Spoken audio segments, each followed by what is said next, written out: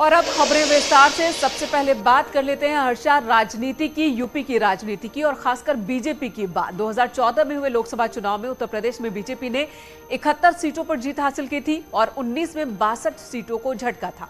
वहीं विधानसभा चुनाव के बाद हुए उपचुनाव के बाद ये आंकड़ा बढ़कर 64 तक पहुंच गया और अब बीजेपी ने 2024 के लक्ष्य निर्धारित कर दिया है। उत्तर प्रदेश की सभी सीट मतलब 80 सीट। जाहिर है कि अगर ऐसा होता है तो विपक्ष की दुकान बंद।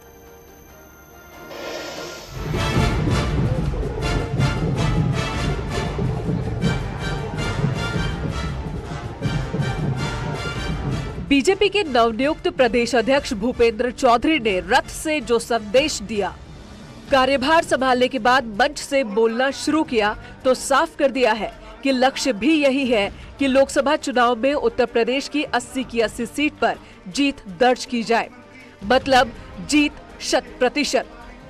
हमें सबको मिलकर इस संकल्प के साथ कि 2024 में भी और नगर निकायों के चुनाव में भी 100% सीटें भाजपा को जितानी, कोई छोड़नी नहीं है जी। साल 2019 में बीजेपी को 62 सीटों पर जीत मिली थी। सहयोगी अपना दल ने 2 सीटें जीती थी। 16 सीट पर बीजेपी को हार मिली थी और इन 16 सीटों में से 5 seat Samajwadi party, 10 seat BSP और 1 सीट कांग्रेस को मिली थी। उपचुनाव में रामपुर और आजमगढ़ सीट बीजेपी जीत चुकी है। बाकी बची 14 सीटों पर बीजेपी की नजर टिकी है और जो 14 सीटें बची हैं उन्हें भी विशेष कार्य योजना बनाकर भारतीय जनता पार्टी 100% सीटें जीतने का काम लोकसभा में करेगी। ऐसा मेरा आप सब लोगों पर विश्वास है। जुलाई के आखिर में चित्रकूट में आयोजित प्रशिक्षण शिविर में बीजेपी ने सभी 80 सीटों पर जीत का लक्ष्य रखा था और उसके बाद से ही बीजेपी कार्य योजना बना रही है। 2019 लोकसभा चुनाव से पहले बीजेपी ने 75+ का लक्ष्य तय किया था और इस बार टारगेट 80 का है। आगामी 2024 के लोकसभा चुनाव में भारतीय जनता पार्टी प्रदेश की सभी सीटों पर विजयी प्राप्त करके एक बार फिर से नया रिकॉर्ड बनाने का काम करेगी।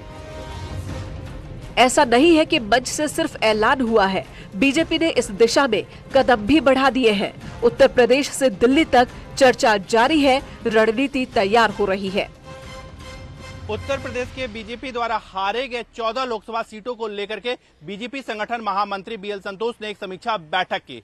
इस समीक्षा बैठक में नरेश बंसल द्वारा पेश की रिपोर्ट पर चर्चा हुई। यह तय हुआ कि 10 सितंबर तक एक कार्यक्रम तय किया जाएगा, जिसके तहत सितंबर, अक्टूबर और नवंबर के महीने में मंत्रियों का प्रवास यहां पर लगाया जाएगा, ताकि यहां पर जनता के साथ सीधा संवाद स्थापित किया जा सके और 2024 के चुनाव में बेहतर प्रदर्शन किया जा सके। कैप्टन अपू पाठक के साथ विनीत कुमार, न्यूज 18 दिल्ली।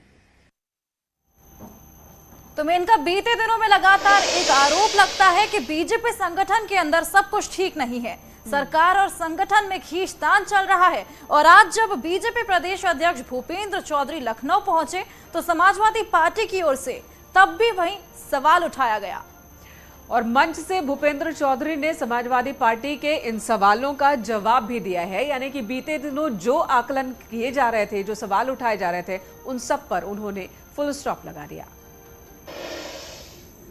क्या भारतीय जनता पार्टी के प्रदेश अध्यक्ष बदलने से उत्तर प्रदेश में महंगाई कम हो जाएगी, बेरोजगारी दूर हो जाएगी, महिला अत्याचार रुक जाएगा, भ्रष्टाचार खत्म हो जाएगा? ऐसा कुछ होने वाला नहीं है। ये सिर्फ दिल्ली की बीजेपी और लखनऊ की बीजेपी का झगड़ा है, जिसमें जनता पिस रही है और ये अपना अध्यक्ष बदलते जा।